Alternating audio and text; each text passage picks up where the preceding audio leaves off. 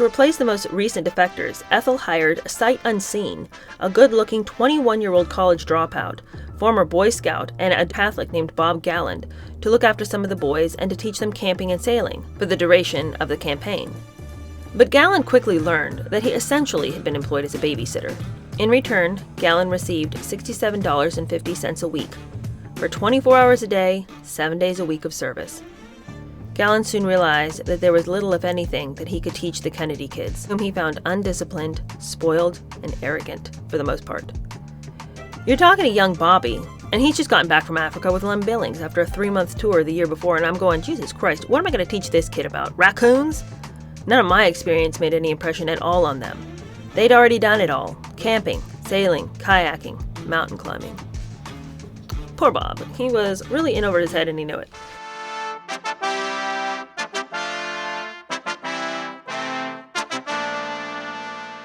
Hello, how are you? Welcome to my channel. My name is Cheer Denise, and we're going to keep going in the other Mrs. Kennedy today. This is part 10, and it's entitled Presidential Candidate's Wife. Unfortunately, as I've mentioned many times before, but as you don't need to be reminded, we know how this part will end. And it's really going to vault us into a whole new set of problems that Ethel is going to have. But we see a little bit of those problems come up in this part, and that is the difficulty she's having raising her kids.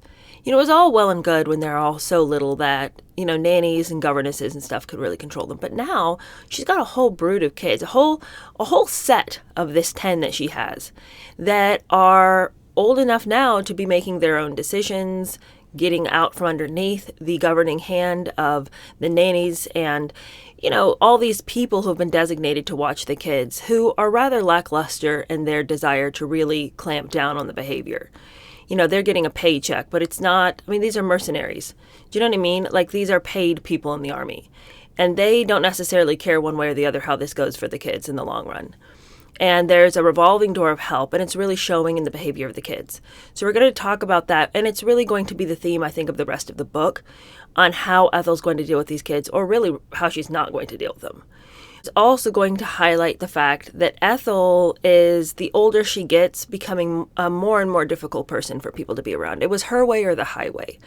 And especially as she sees her husband coming closer and closer to power, the sense that Ethel always had that nobody is to cross him in any way, now that he's becoming closer and closer to becoming president, she's going to become more protective. And that loyalty in her personality, which I think in some flavors is a really beautiful characteristic to have, is taking on an ugly turn, because now she's willing to just be vicious to anybody if she thinks that they're even coming close to sabotaging him in any way.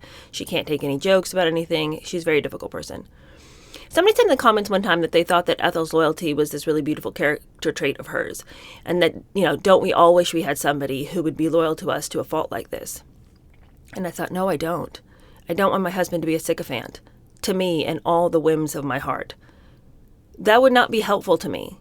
I want somebody who is going to be on my side as much as he possibly can, but when I err, and I want my husband to come to me and say, hey, that was vastly uncool that you did that. I want somebody who have the strength to question me, because that's not a marriage if I am partnered with somebody who's just going to be my cheerleader no matter what I do. Because then you're over there getting high on your own supply. And I guess I just think that, I believe that Ethel thought that this was how to be a really good wife. I sometimes wonder if she really ever knew who he was. Because if you aren't ever really willing to take a real clear look at who you're married to, and you're always papering over who they are in an effort to get them to love you more, because you'll never tell them the truth, I don't really know that they would ever trust you as their spouse. People know when you are just giving them what they want to hear. And while that feels really good, and while I think that most of the time with our spouses, it is our job to see the best in them, not to just pick them apart and be like, well, I'm helping you. Let's not be like that. But if you know that your spouse is really struggling in an area, or they stepped over a boundary that was inappropriate or something like that, you need to have the sort of relationship where you can honestly tell them, I don't think that was a good idea. Or, can you explain to me why that was a decision you made? Not in a mean, catty, bitchy, hard to get along way. We don't need to harp on our spouses about everything. I'm just saying, I don't think that her blinding loyalty was always the best thing. The other thing that I really enjoyed about this section was that I feel like we get a side of Bobby that hasn't really been explored that much, and it's not explored in depth, but we just get a different flavor to his personality. This book is about Ethel, it's not about Bobby. And so what we have gotten from him has really been the view of Bobby as married to Ethel. So he's come across sometimes as very overbearing, somebody who would harp on Ethel for things, somebody that she was afraid to cross. The sunglass story comes to mind when she was afraid that because she lost the sunglasses, she was going to catch hell from him. You know, her feeling she always has to hide and fix stories about her family so that he doesn't get too upset with her about things, or her running quickly to tell him about bad things that happen so that he, doesn't find out about later and get really mad at her. So it's given me a little bit of a bad taste in my mouth for Bobby Kennedy, because I'm like, dude, really? I mean, she's trying. Can you not give her some credit? And, you can make an argument for the fact that he disliked how deferential she was to him in all things, and maybe he wanted her to have a bit more of a backbone. Maybe that's why he was, picking at her when she made mistakes, because he wanted her to stand up for herself. I don't know. That's a little bit in the weeds. But my whole point is, this section of the book, we see him and some of his qualities, and I think one of the qualities that we see is his love of his children and his dedication to his children in a way that Ethel was not dedicated to the kids. She had the kids. She liked to talk about being a mother, but being an active participant in the household definitely had never been her thing. And I think that Bobby wished he did have more time to be with the kids. And I think they knew that. And that comes out in this section as well. I don't know if it'll come out specifically in the readings for today, but in this part. Because when he was around the children, they listened, they obeyed. He had a really good temperament with them. One person described him as being both mother and father to the kids. He was tender, he was almost maternal in his way with them, but also he could be stern, and when he said do something, they did it. In a way that Ethel just never had that kind of authority in her house, nor did she really care to have it. It just wasn't that big a deal to her. This section was very interesting.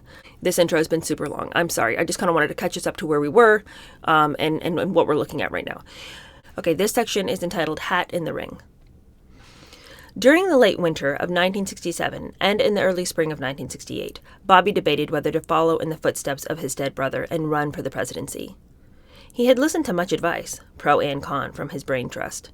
For many of his advisors, the memories of Dallas, little more than 4 years earlier, were still too vivid, and they counseled him not to run. Leading that faction was his brother Ted, who was convinced the family was cursed. But Ethel, along with the Kennedy sisters and their mother, eagerly pushed Bobby in the other direction. He has lots of ideas. He's had them right along, Rose Kennedy said. He is young and he has great hopes for the Democratic Party. Still, Bobby was torn, and time was running out. The campaign had already started. Bobby feared that his late entry would cause turmoil, split the party, strengthen the Republican support. He again feared being called ruthless and opportunistic, of jumping only because of a vendetta against Lyndon Johnson, the still undeclared candidate for renomination. By this point, Johnson's popularity had dropped to virtually zero in a country torn apart by the war in Vietnam, racism, and violence in the streets. In secret, the beleaguered Texan had all but decided not to run. Bobby also questioned the ethics of breaking the solemn promise he'd made the previous November to anti-war candidate Eugene McCarthy. The soft-spoken, low-key Minnesota senator, who'd recently made a strong showing against LBJ in the New Hampshire primary, garnering 40% of the vote, had come to the Kennedy camp offering to stay out of the race if Bobby decided to enter. And Bobby had given him the green light. Ooh, that's a little dicey. It's a little dicey that he promised not to run and now suddenly he is running. I can see why that would make him pause. Ethel was furious at those who now advised Bobby against running, lashing out at Kennedy advisors such as Ted Sorensen. It was Ethel, in fact, who first gave out hints that Bobby was thinking about taking the presidential plunge. Sailing off Hyannis one afternoon with Fred and LaDonna Harris, Ethel suddenly turned to Bobby and said, "Explain to me how it's so unusual for a person to run against an incumbent president of his own party." In the end, it was Johnson's war policy, McCarthy's remarkable showing, and Ethel's intense lobbying that finally convinced Bobby to throw his hat into the ring. Without any question, Ethel was a major factor, said Fred Dutton, one of Bobby's top presidential advisors. Bobby scheduled his historic announcement for the morning of Saturday, March 16, 1968. The day before, A very reluctant Ted had been dispatched to Minnesota to give Gene McCarthy the bad news. Before leaving Hickory Hill for the U.S. Capitol, Bobby was so nervous and tense that he needed Ethel to help him get dressed. It wasn't until they were all in the car heading for the Capitol that Ethel was certain her agonizing was over. "That shows you how great Bobby is," she said later. "He heard out all the arguments, and then he made up his mind and he did what he thought was right." In turn, Bobby said of his wife, "She's a great supporter for her husband. She always thinks that I'm right, and they're wrong." Standing at the same podium where Jack had announced his presidential run little more than 8 years before, Bobby told a national television audience, "I do not run for presidency merely to oppose any man, but to propose new policies. I run because I am convinced that this country is on a perilous course, and because I have such strong feelings about what must be done, to end the bloodshed in Vietnam and in our cities, to close the gaps between black and white, rich and poor, young and old in this country and around the world. I run for the presidency because I want the Democratic Party in the United States of America to stand for hope instead of despair, for the reconciliation of men instead of the growing risk of world war." Dispensing with what political correspondent David Broder of the Washington Post termed the nostalgic rhetoric of the earlier Kennedy era, Bobby shrugged off any support for the president or McCarthy by proclaiming, "I am in it to win." Just as he had predicted, Bobby's decision immediately plunged the Democratic Party into its most bitter internal battle in a generation. Until now. But his announcement came as no surprise to the American electorate. In the wake of Camelot, most people accepted as a given that Bobby Kennedy, inheritor of his brother's torch, would sooner or later make his charge on the White House.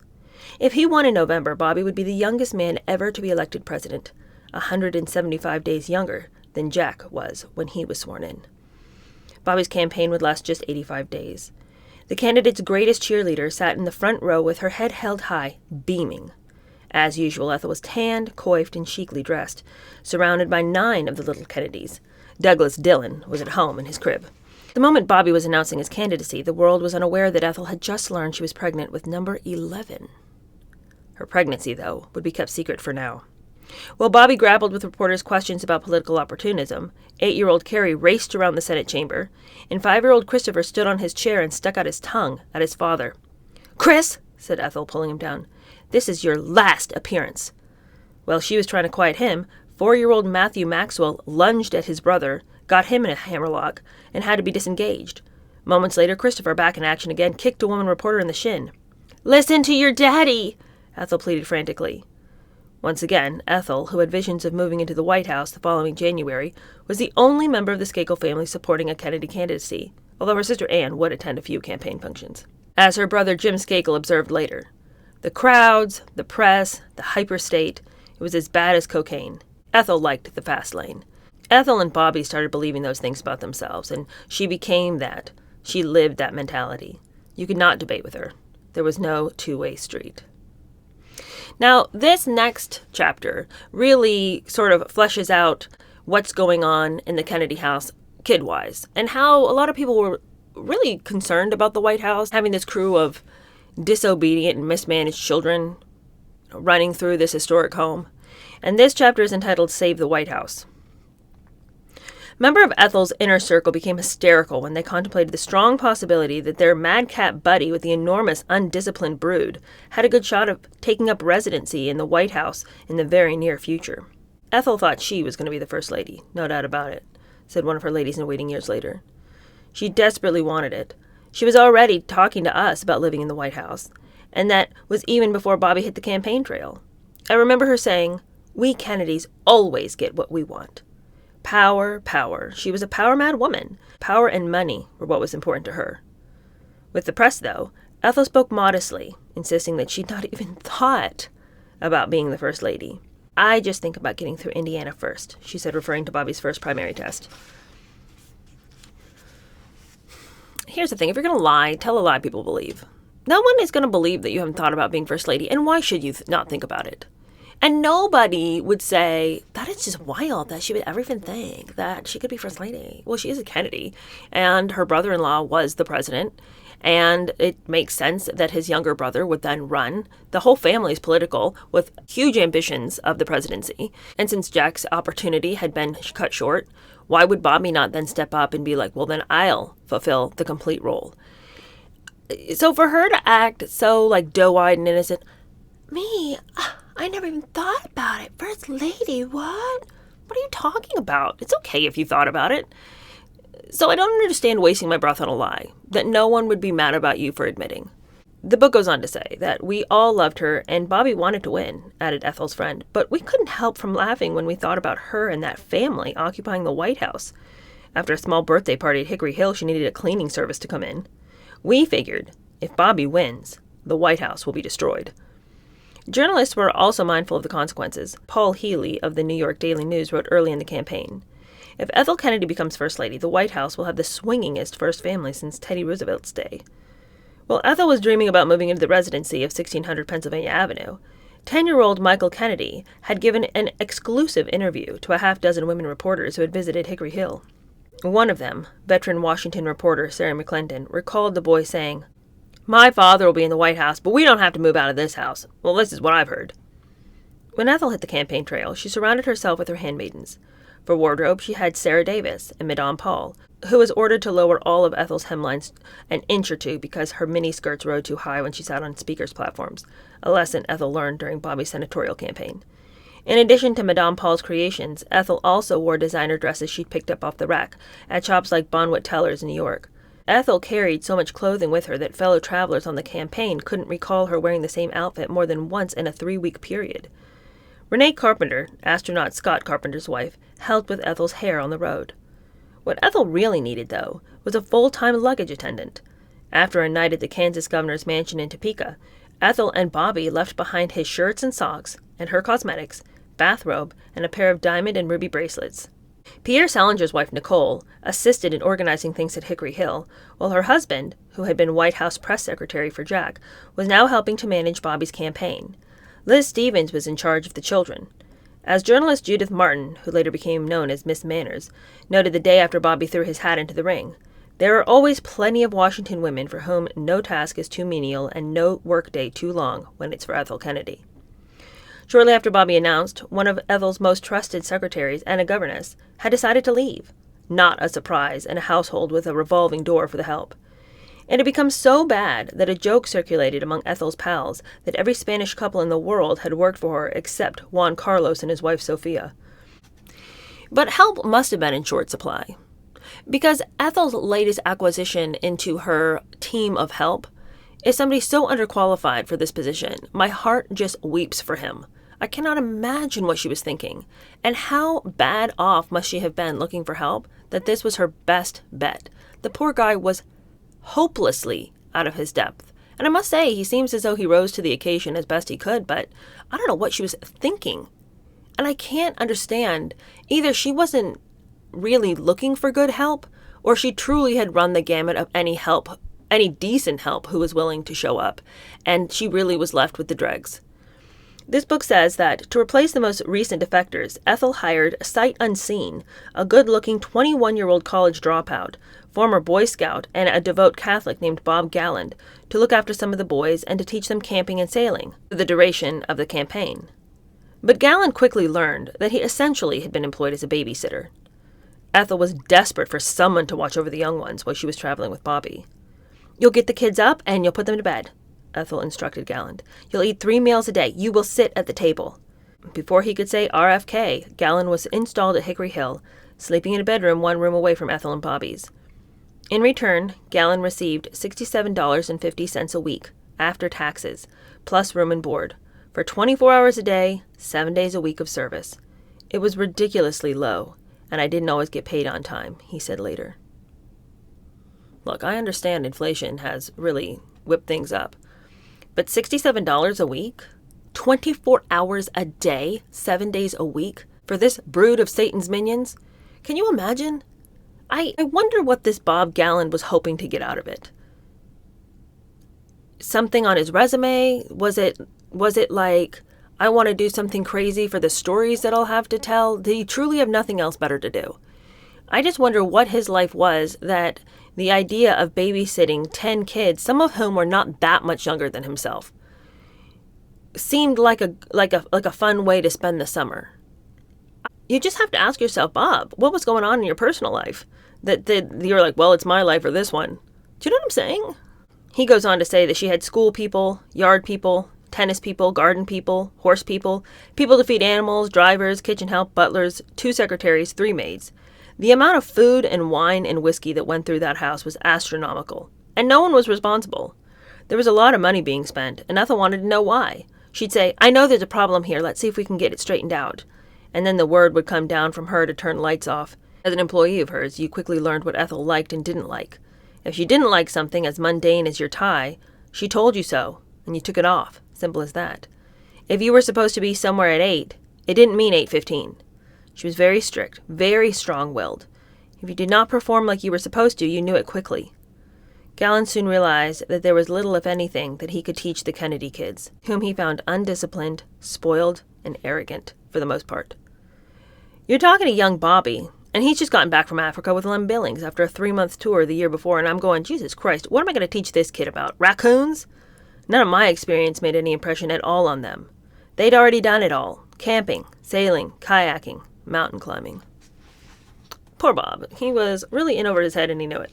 Although, this book doesn't go into any, well, we haven't gotten there yet, really, but in this part, there's no major scrapes he gets into. It's just like the daily grind of having to be in charge with nobody really to fall back on if things begin to go to hell in a handbasket. I mean, it's like he's 21 years old with a crowd of 10 kids. And yeah, some of them are in boarding school and stuff like that, but he's got all these littles who have never been told no a day in their lives. It's just whatever keeps them happy, which is Ethel's parenting philosophy. And can you imagine a crowd of those kids having been given everything they wanted just so they would shut up? Just imagine the pressure. Okay, this chapter is entitled More Bombshells. 14 days after Bobby announced his decision to run, Lyndon Johnson went on television and stunned the nation. "I shall not seek, and I will not accept the nomination of my party as your president." Earlier that day, March 31st, Johnson had seen a Gallup poll showing that only 26% of those questioned favored his handling of the Vietnam War. Acknowledging that there was, quote, division in the American House, the president said he was withdrawing in the name of national unity. The Democratic race would now come down to Kennedy, McCarthy, and Vice President Humphrey. Moments after Johnson's speech concluded, Bobby landed at JFK International on a flight from Phoenix. "The president withdrew," campaign ads told him. "You're kidding," Bobby mumbled, wondering what the impact would be. By the time he arrived at his apartment in the UN Plaza, a celebration was underway, presided over by Ethel. One of the campaign workers, Bert Drucker, happened to walk into the kitchen with Ethel at one point. "Are you going to be my bartender?" she asked. Drucker said he'd be happy to. "Let's open some champagne," she urged. At that moment, Fred Dutton walked in. "Oh, Ethel," he said with concern, "the senator doesn't really think it's a night for celebrating. Not champagne." Ethel turned to Drucker without missing a beat. "Scotch?" She then went to the liquor cabinet and brought out a good bottle. "Well," she said after glasses were filled, "he never deserved to be president anyway." Bobby asked for a meeting with Johnson to find out how active he would be in the campaign now that he no longer had a contender. "I won't bother answering that grandstanding little runt," growled the president. But the two did meet a few days later. Johnson said he intended to stay out of the fray. "At first glance," contended Jack Newfield in Robert Kennedy, a memoir, "Johnson's withdrawal appeared to benefit Kennedy. But in the long run, it did not. The speech deprived Kennedy of 2 great issues: the war and Johnson's record. And in a mysterious way, it made Robert Kennedy the magnet for much of the free-floating venom in the country that had previously been directed at the president. 4 days after Johnson's speech on the evening of April 4th, Bobby was en route to Indianapolis from Terre Haute when he got a call on the plane from Pierre Salinger. The Reverend Dr. Martin Luther King Jr. had been shot to death as he leaned over the second-floor railing outside his room at the Lorraine Motel in Memphis. On the ground in Indianapolis, Ethel had gotten word of the King murder and was frightened that she and Bobby might become the target of angry blacks. She suggested that everyone go back to the hotel where they would be safe. But Bobby, never known for cowardice, was scheduled to speak at a street rally in a black neighborhood and had every intention of doing so. He sent Ethel back to the hotel and carried on with his plans. When he told the gathering about the shooting, a gasp surged through the crowd, and there were a few shouts of "Black Power!" But there was no violence. Kennedy's speech, for the most part extemporaneous, lasted about 8 minutes and came from the heart. He said, "For those of you who are black and are tempted to be filled with hatred and distrust at the injustice of such an act against all white people, I can only say that I feel in my own heart the same kind of feeling. I had a member of my family killed, but he was killed by a white man. But we have to make an effort in the United States. We have to make an effort to understand, to go beyond these rather difficult times. What we need in the United States is not division. What we need in the United States is not hatred. What we need in the United States is not violence or lawlessness, but love and wisdom and compassion toward one another, and a feeling of justice towards those who still suffer within our country, whether they be white or they be black. The murder of King by James Earl Ray touched off rioting in cities across the country that night, including the nation's capital. But there were no problems in Indianapolis. Bobby had spoken. The crowd had heard, and they believed him. It was one of his finest moments. At 2 a.m. from his hotel room, Bobby had a telephone conversation with Coretta Scott King, offering her whatever help and assistance she required. She told him she needed extra phones to handle the volume of calls. She was shocked when, an hour later, the installer arrived at her house. Several days later, Bobby and Ethel went to King's funeral. We embraced each other, Mrs. King said of Ethel. It was a natural reaction from her to me, and I had that kind of warm feeling about her as a woman who reached out to me. After the King incident, the campaign resumed. Bobby's first primary, the first test at the polls since he had announced his candidacy, was back in Indiana, where the voters would cast their ballots on May 7th. In Indianapolis, Ethel made a series of shotgun appearances. At most of the stops, she seemed nervous and signed autographs with a shaky hand. At the Eli Lilly pharmaceutical plant, the staunch Catholic backed away from a picture with workers making birth control pills. Yeah, that would have been an unnatural picture for Ethel to have been standing anywhere near a birth control pill. Despite her glee over Bobby's candidacy, Ethel clearly was not happy. She complained that the Indiana papers were so awful I can't think of a bad enough word to describe them. Every day there was a negative editorial and nasty cartoons. Ethel asserted that the people of Indiana didn't appreciate Bobby for who he is. It's so hard to get across what he stands for. Ethel had good reason to be angry. Indiana was not Kennedy country. Richard Nixon had beaten Jack there in 1960 by a 250,000 vote margin. Despite Ethel's feelings, she went over well with the dowdy Indiana ladies who, surprisingly, liked her short skirts. "Isn't she cute?" they oohed and awed. "Did you see her pretty dress?" But one newspaper columnist noted that Ethel was wearing a huge 7-carat diamond ring, which infuriated her because it emphasized the Kennedys' wealth. Why would you wear a stunning piece of jewelry if you didn't want anybody to notice? You know, you put on a 7-carat ring, you think no one's going to notice, and then you're annoyed when they do? What is that behavior, Ethel? Look, I know it's awkward when people want to talk about your money. Nobody wants to talk about their money. Well, some people do. But I can understand why she was like, oh, I don't want to seem distant from people. I want to be accepted by the everyman. I want my husband to be accepted by the everyman. But then you should have thought about that when you slid that 7-carat diamond ring on your hand. That's a massive stone. Massive.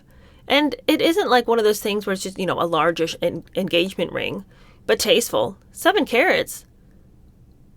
How dare they notice that I have money? I only wear a 7-carat ring.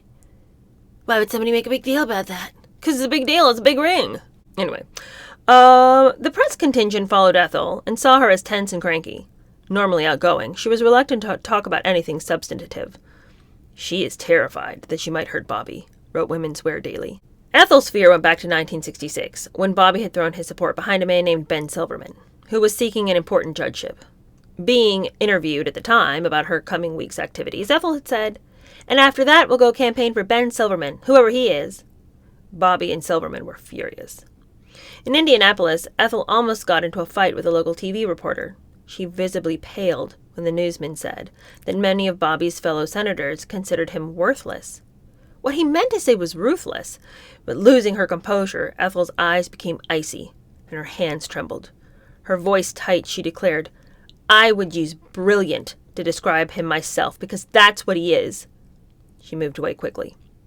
Throughout the campaign, Ethel gave the press a hard time for writing negatively about Bobby.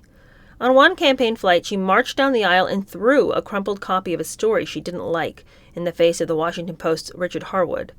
Meanwhile, reporters were constantly trying to analyze her. Claire Crawford of the Washington Daily News, for one, wrote, "It's not accurate to say that Ethel has an inferiority complex, but for one of the most famous women in the country, the mother of 10 healthy children, a well-dressed and good-looking woman, an acknowledged, gracious, and entertaining hostess, she seems afraid of being found in some way wanting." Well, that's why she is all those things. Because she feels that she is wanting. It isn't some deep, inexplicable situation. Ethel wears all those clothes. She puts on all those parties. She's had all those kids because she thinks she is wanting. And those are all physical things you can do, you can accomplish without having to cultivate your inner self. You just do those things. The campaign was only a month old, but Ethel was concerned about the physical and emotional toll it was taking on Bobby. Seeing the strain it puts on him is the worst thing about the campaign trail, she said. But the pleasure is seeing him and watching the crowds react to him. Even though she was carrying a baby, Ethel didn't seem to worry about the rigors of the campaign on herself. When she wasn't pumping potential voters' hands, she lost dozens of pairs of gloves to souvenir hunters during the campaign.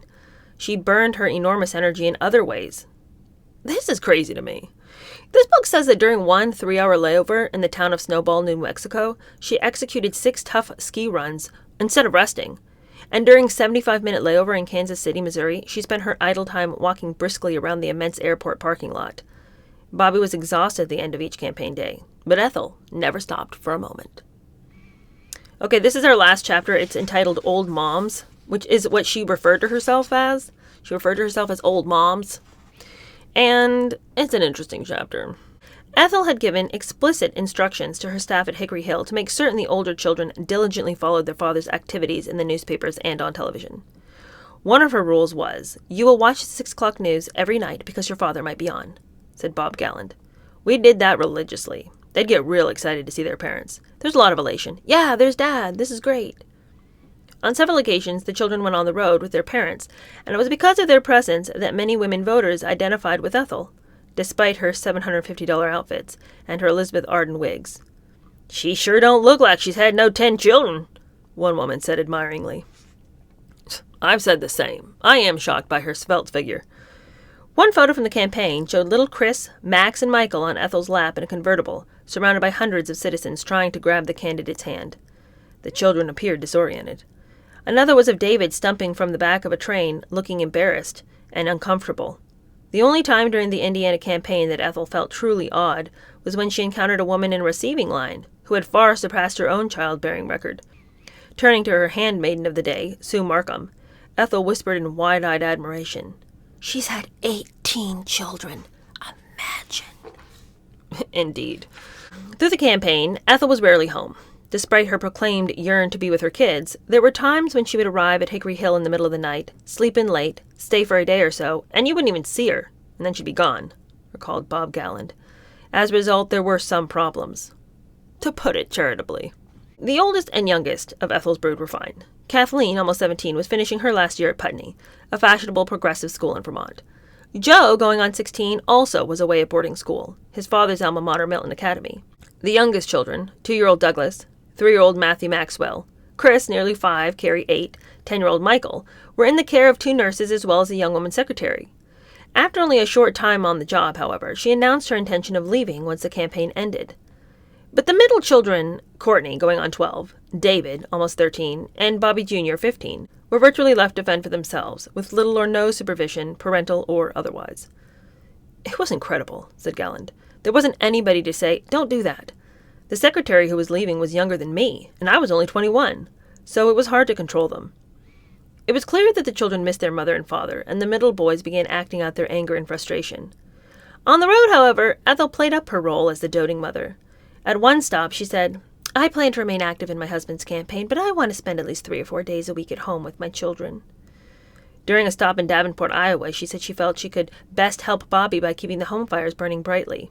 "I try to keep our family life happy and easygoing so he doesn't have to worry," Ethel proclaimed. "It's important for him to know the children are well. He worries so much if he isn't sure things are just right at home. Of course, we do have quite a bunch to keep track of. It's a difficult thing for us going at such a rapid pace, but that isn't the worst part of it. We miss our children when we're away from home. Of course, I miss Robert when I am home and not with him. It seems I'm caught in the middle." Back at Hickory Hill, things had gotten out of control. One of the Kennedy neighbors, 71-year-old Jack Copson, a construction superintendent, claimed he was being harassed by neighborhood youngsters poking at his doors and windows between midnight and 4 a.m.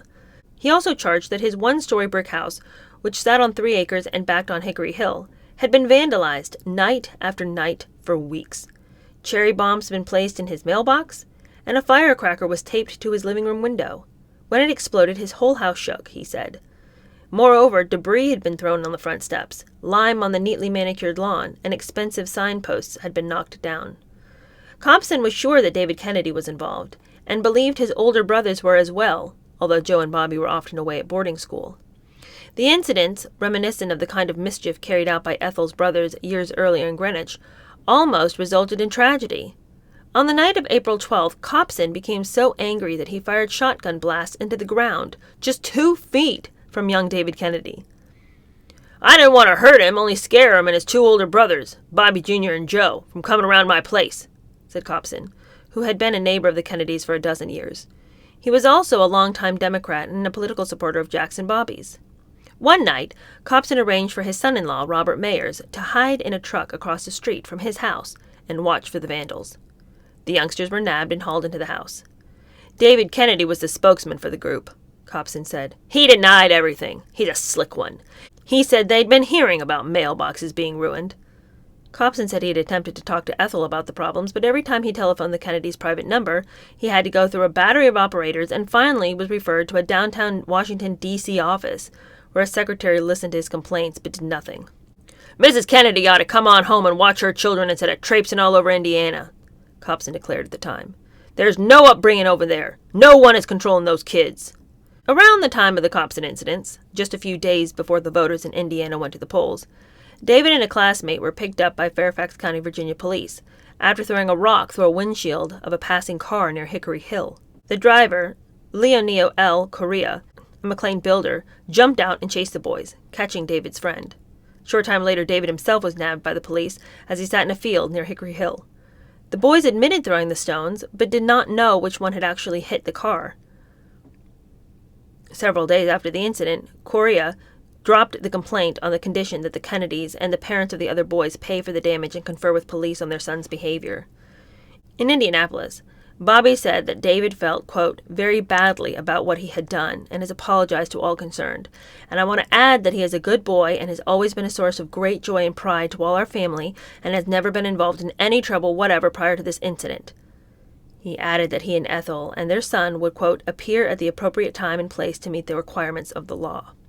This is very interesting wording. This business about he's always been a good boy, he's always been a source of great joy and pride to all the family, he's never been involved in any trouble, blah, blah, blah.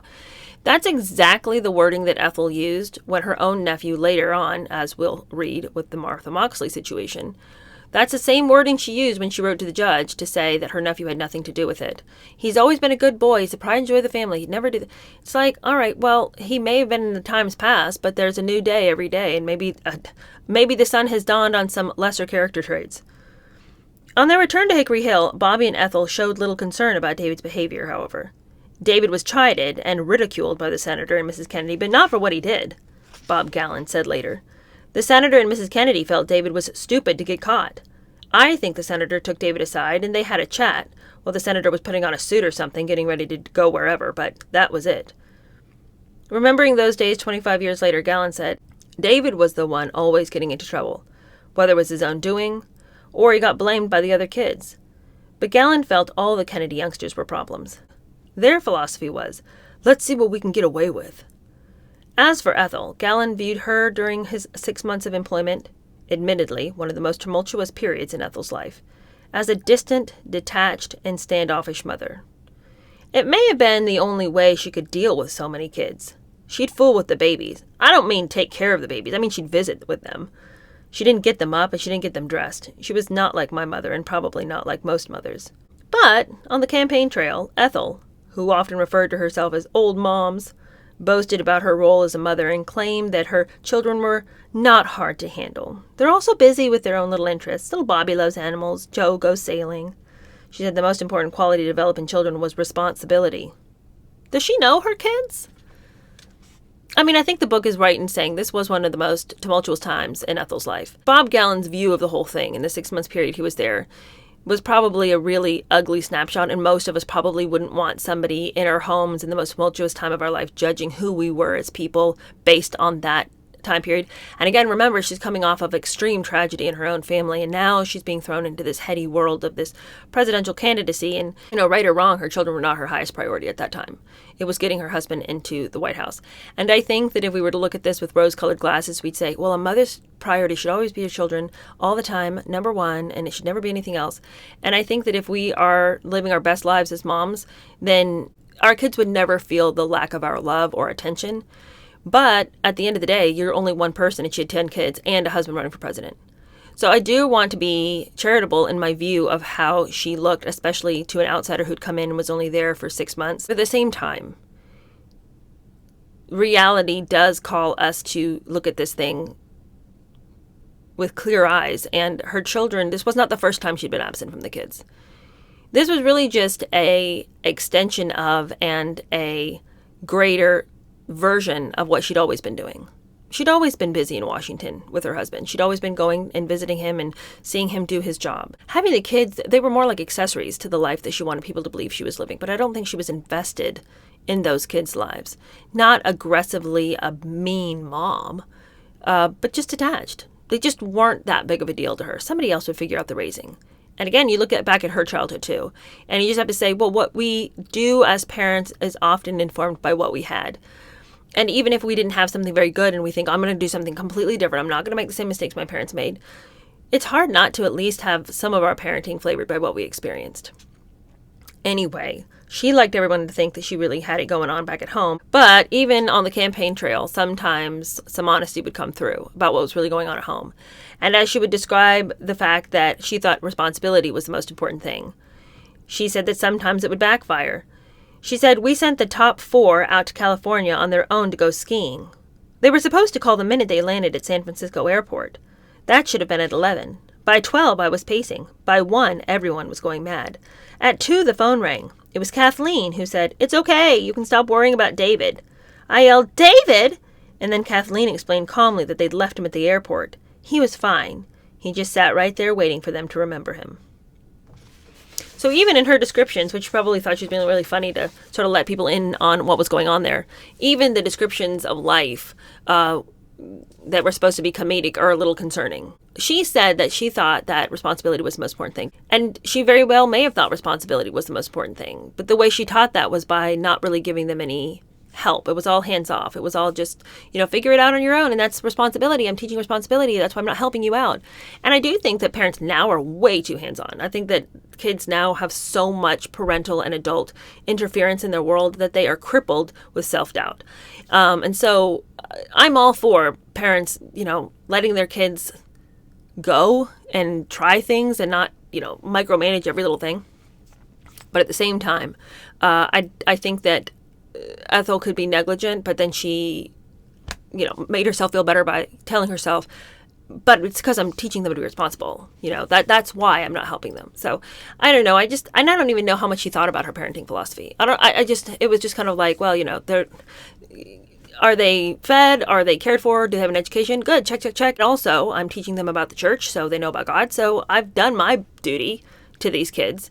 And I just think that the part that she forgot was that the love part matters a lot. And your kids knowing that you deeply, deeply love them and that you are so happy that they're part of your world and they don't feel constantly put off. And I think that's probably what our kids lacked. It would never have been a lack of money. It would never have been a lack of things. It would have never been a lack of experiences, but it was probably a lack of love, at least from their mother. But their dad does seem like he, when he had time, really wanted them to feel known and loved. And I think that's why they obeyed him, because they knew that he cared about them. And I think that's why they struggled to obey their mom, because they didn't really know if she cared one way or the other, Anyway, this is really, it's an insightful book, because I think that, most of us aren't, completely detached for our kids and living our lives, and our poor kids are sort of being raised by nannies. That's not most of our stories, but I think that it does remind us, just be really present with your kids. Get off your phone. Look at your kid in the face when they're talking to you. Maybe don't even have your phone around when the kids are around, just so that they know you have me 100%. I am here with you, and I want to see you, and I want to spend time with you, and you matter to me. Because there's a lot of ways of being physically present, but then mentally, completely detached. And Ethel was physically detached, but we can sometimes be very mentally and emotionally detached from the kids, just with all the things we got going on in our mind and all the things that are expected of us and everything. We live in such a high, fast-paced environment. It's very hard sometimes to be present for the people that we love. And if this book shows me anything, it's just, the kids and the people around you really pay a price for your detached behavior. And not to give us all a guilt complex, we're all busy, but, just where we can. How can we be more present? How can we be more invested in the people with us in a way that they can feel it? All right, speaking of which, I need to go invest my time in the kitchen and make breakfast. So it was great hanging out, and I'll see you guys later. Thank you so much for hanging out. Bye.